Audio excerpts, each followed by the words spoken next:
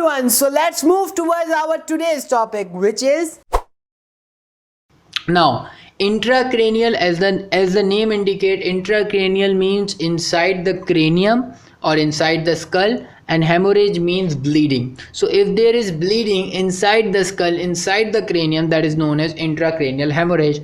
That bleeding is of many reasons. It's because of many reasons. Blood pressure high हो सकता है, blood vessel damage हो सकती है, कोई एक्सटर्नल इंजरी हो सकती है, ट्यूमर हो सकता है, नेक्रोसिस हो सकती है. So that can lead to intracranial haemorrhage. Now there are some types, and we will discuss one by one.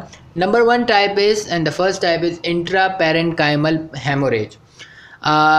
It is the bleeding inside the brain in the region of parenchyma, and usually it occurs at the age of 60 years old, and it usually occurs in the old age, and due to the reason is due to rupturation of small blood vessel.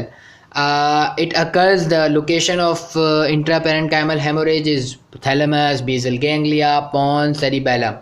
तो ये इन जगहों पर, इन locations पर usually पाया जाता है, और 60 साल के जो लोग होते हैं या 60 साल से अबव के जो लोग होते हैं उनमें ये पाया जाता है. Now the second type is cerebral amyloid angiopathy, or in other words subdural hemorrhage. So in this hemorrhage, what happened, amyloid peptide forms in the blood vessel, and amyloid peptide, as we have already discussed about amyloid peptide in Alzheimer disease, so same like that amyloid peptide are formed in this hemorrhage in the blood vessel, and they will start depositing in that blood vessel.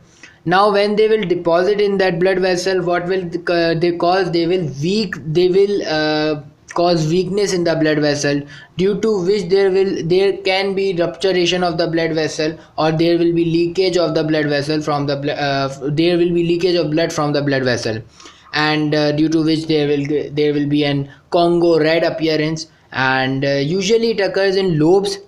Okay, so that's why they are also known as lobar hemorrhage.